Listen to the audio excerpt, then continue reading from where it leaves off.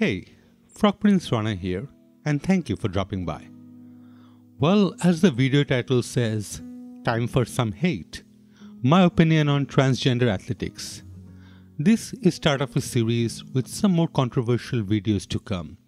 There will be one on my 58.334% support on LGBTQ+ movement, pay gap is utter rubbish, and the one no one should talk about, that is men's right. Shocking. But I'm jumping ahead of myself.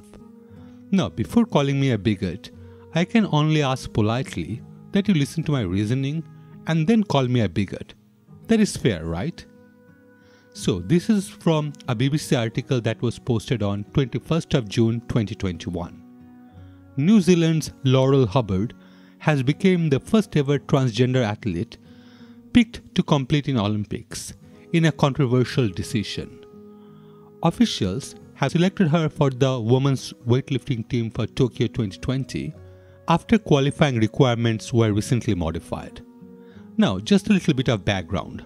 Hubbard, 43, competed in men's event before transitioning in 2013. To put that into perspective, she has been lifting weight as a man in competitions until she was 35. Now, me not being an athletic, can only talk about biology. And the thing about biology is, there is no cheating it. But rather than me saying what I have to say, instead, I'll refer to Belgian weightlifter Anna van Billingen, who is competing in the same category, said that if Hubbard were to compete in Tokyo, it would be unfair for women and like a bad joke. She said that while she fully supported the transgender community, the principle of inclusion should not be at the expense of others. Anyone that has trained weightlifting at a high level knows this to be true in their bones. This particular situation is unfair to the sports and to the athletes, she said in May. I agree with her statement that the principle of inclusion should not be at the expense of others. Basically, what we need to understand is lung capacity, bone density, muscle mass, and this tiny thing called testosterone. That is a hormone that increases muscle mass. In the healthy, normal males and female, there is a clear bimodal distribution of testosterone levels, with the lower end of the male range being 4 to 5-fold higher than the upper end of the female range. Males, that's 8.8 to 30.9 nmol per liter. Females, 0.4 to 2 nmols per liter. Another notable thing regarding testosterone is it generally peaks during adolescence and early adulthood. As you age, your testosterone level gradually declines, typically about 1% a year after age 30 or 40. So a biological male absolutely have an advantage over a biological female when it comes to this hormone. And on top of this, if you have been training being a man, well, you'd have a lot more muscle mass than an average male. I tore my shoulder muscle while deadlifting a measly 70 kg. That is about 15 kg more than my body weight. Yes, I'm a skinny guy. Now, I'm pretty sure an average woman would have problem with that weight. It is not a dig at them, it is just how our body differs. Now, can someone please explain it to me how it is fair on the woman who actually trains for such event all their life, only to be beaten by a man who decides to be a woman after 30? And inclusion is just BS.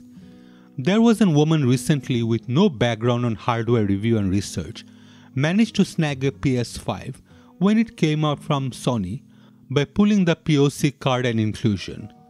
I'm sorry, but I support meritocracy. In the company I used to work for, I didn't care if you have 6 boobs or 2 penises. You'd get my respect if you know how to code.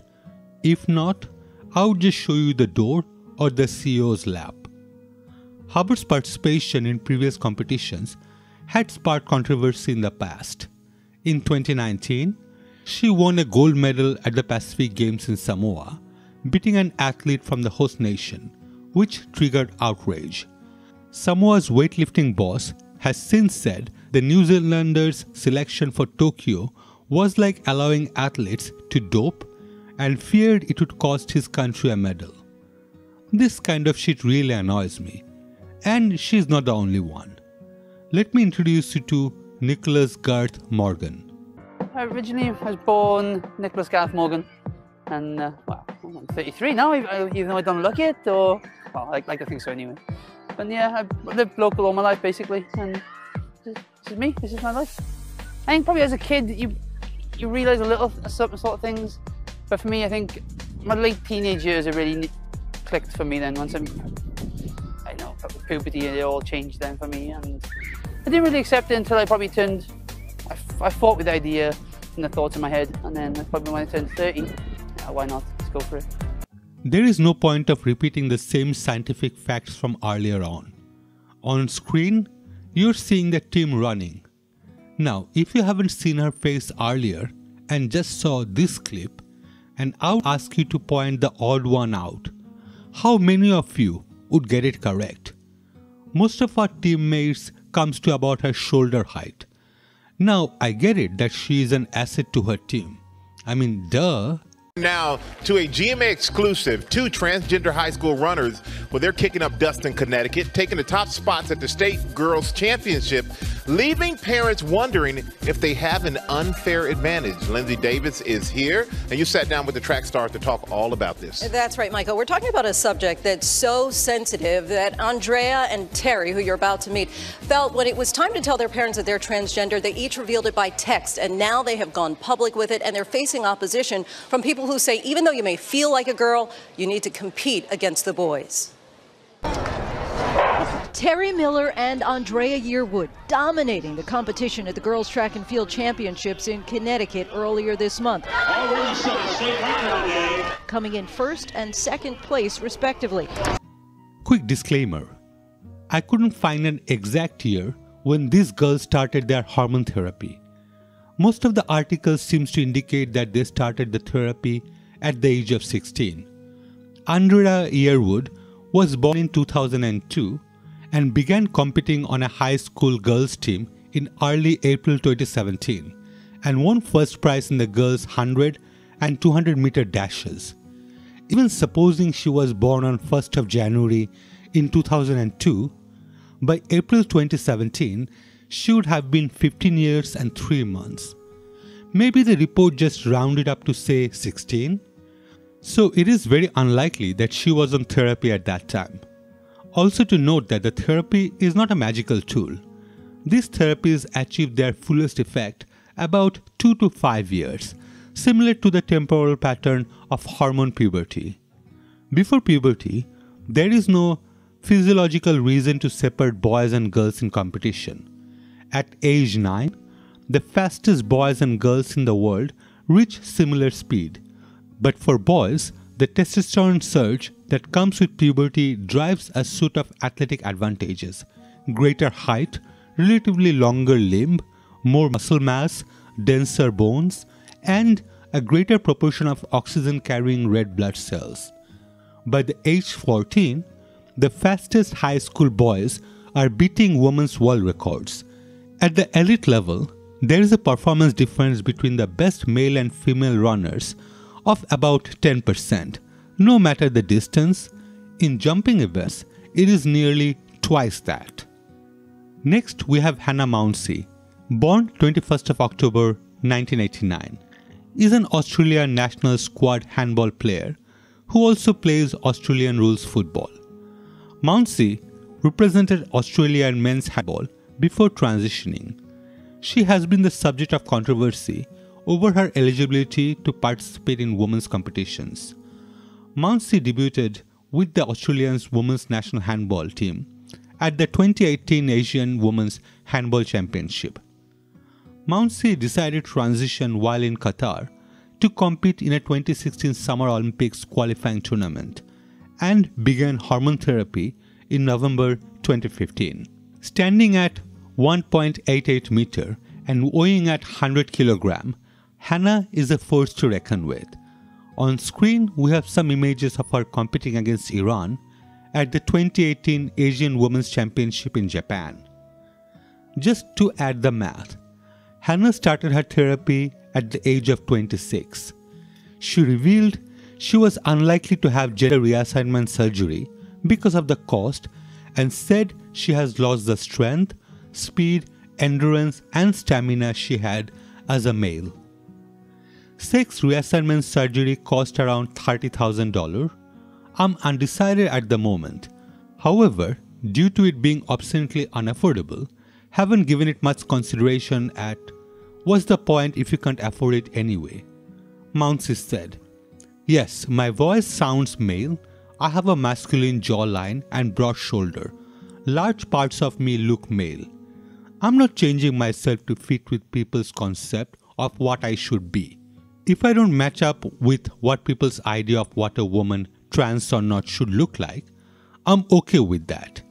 Yes, I'm attracted to women. That makes me gay, not male. It doesn't make me any less female." Finally, we have Mack, an 18-year-old senior from ULS Trinity High School near Dallas, entered the tournament in Cypress outside Houston with an undefeated record.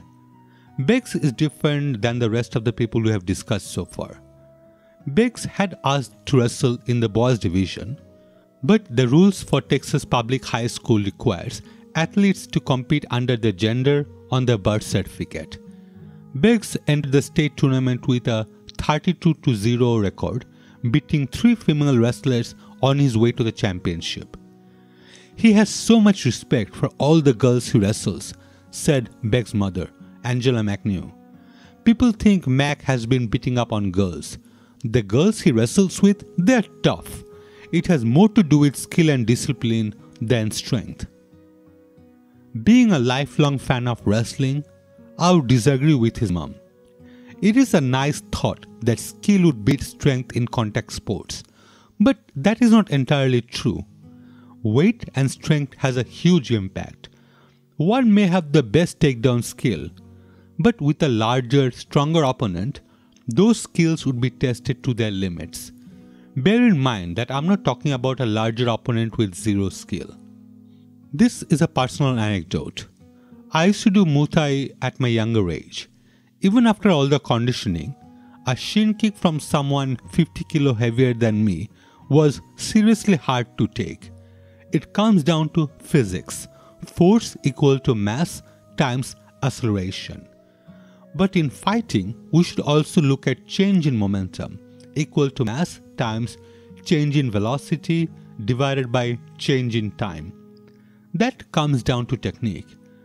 The fundamental purpose of technique is to help fighters execute strikes in the most effective way possible. In this case, that means launching a punch in the quickest way possible while transferring as much of the fighter's body mass as possible to the target point at the same time. But mastering technique will require a ton of hard work, dedication, and patience. Basically meaning, unless one's technique is top-notch, it is comparable to the basic mass time acceleration. Finally, statement from one of my favorite sports stars. Now, I'm not a fan of tennis, but at my younger years, I was a big fan of Martina Navratilova. What I didn't know at the time that she was also a champion for gay rights and women's causes. Now the Hall of Fame is under fire from some in the LGBTQ community for strongly opposing transgender women competing in women's sports. Martina says it's insane and is cheating for transgender women to compete as women in a candid and controversial column she wrote for the Sunday Times. The former number one says it is simply not fair. To put the argument at its most basic, she says a man can decide to be a female, take hormones if required by whatever sporting organization is concerned, win everything in sight, and perhaps even earn a small fortune, and then reverse his decision and go back to making babies if he so desires. She says it's just cheating. She says she's happy to address a transgender woman in whatever form she prefers, but should not be happy to compete against her. It wouldn't be fair. Members of the transgender community have struck back. The group Transaction tweeted this: we are pretty devastated to discover that Martina Navratilova is transphobic. So this is the new craze. Anytime one points out something being wrong, one automatically becomes some sort of phobic. Now, it does not matter what the facts are. It all comes down to feeling.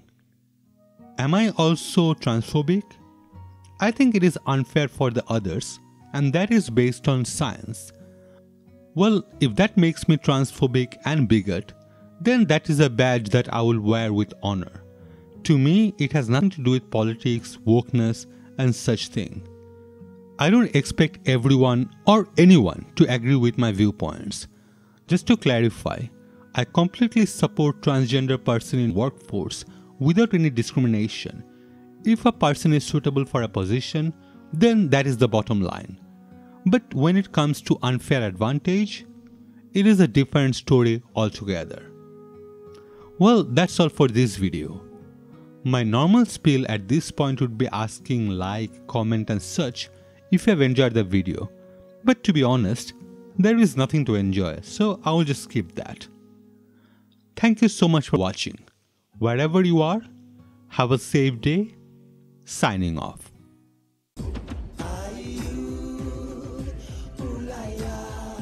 We are one people.